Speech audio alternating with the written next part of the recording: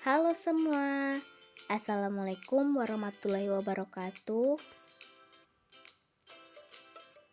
Perkenalkan, nama saya Andra Pina, NIM 185075159, mahasiswi aktif jurusan Biologi, Universitas Negeri Manado.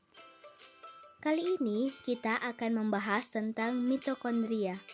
Mitokondria adalah organel kecil yang mengambang bebas di seluruh sel. Mitokondria ini terdapat atau mengambang di dalam sitoplasma.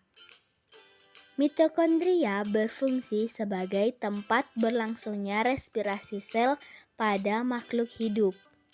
Selain itu, terdapat fungsi seluler lain seperti metabolisme dan juga sebagai penghasil energi. Mitokondria pertama kali diamati dan diisolasi dari sel pada tahun 1850 oleh Kolliker melalui pengamatannya pada jaringan otot lurik serangga. Ia menemukan adanya granula-granula dengan struktur yang bebas dan tidak berhubungan secara langsung dengan struktur internal sel. Pada tahun 1890, Richard Altman mengidentifikasi granula-granula tersebut dan ia beri nama bioblast. Istilah tersebut diganti dengan nama mitokondria oleh Kurt Benda pada tahun 1898 yang dalam bahasa Yunani, mito artinya benang dan kondrion artinya granula. Sebab penampakan granula-granula tersebut menyerupai benang-benang bila diamati dengan menggunakan mikroskop cahaya. Mitokondria memiliki struktur yang lentur, sehingga memiliki bentuk yang tidak tetap.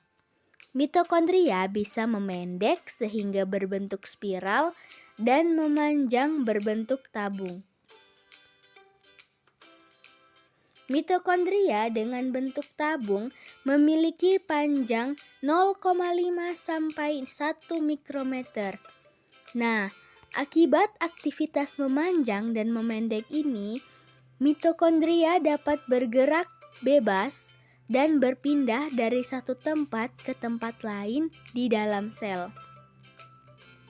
Beberapa sel, misalnya sel otot, memiliki ribuan mitokondria, sementara yang lainnya, misalnya sel saraf, tidak sebanyak itu.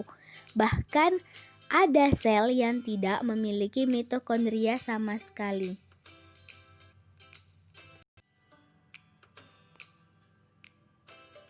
Berbeda dengan organel sel lainnya, mitokondria memiliki DNA sendiri dan dapat melakukan replikasi secara mandiri seperti sel bakteri. Replikasi ini terjadi melalui proses pembelahan.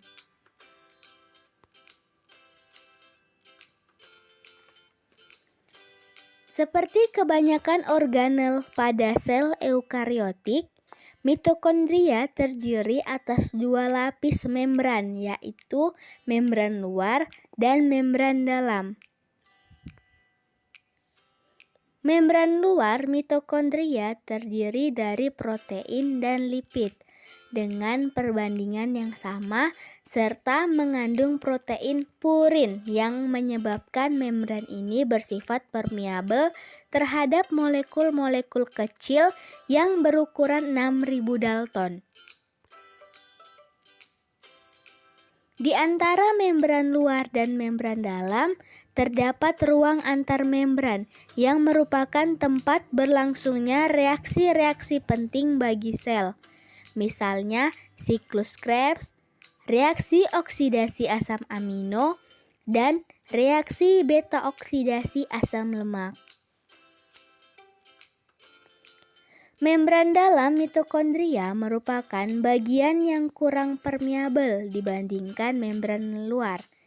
Membran dalam terdiri dari 20% lipid dan 80% protein. Membran ini merupakan tempat utama pembentukan ATP atau adenosin trifosfat. Membran dalam membentuk lipatan-lipatan yang disebut krista. Struktur krista ini meningkatkan luas permukaan membran sehingga meningkatkan kemampuannya dalam memproduksi ATP. Sepanjang krista terdapat protein sitokrom yang berperan sebagai oksidator dan reduktor berantai sehingga membebaskan energi secara gradual atau membentuk ATP. Berikutnya ada matriks. Matriks mitokondria berisi cairan seperti gel yang diliputi selaput dalam, mengandung sejumlah enzim, siklus Krebs, garam, dan air. Di dalam matriks juga terdapat materi genetik yang dikenal dengan DNA mitokondria atau mtDNA.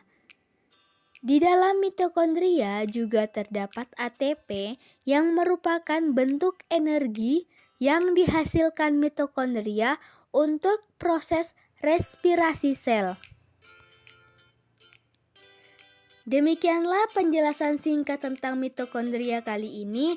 Sekian dan terima kasih. Wassalamualaikum warahmatullahi wabarakatuh.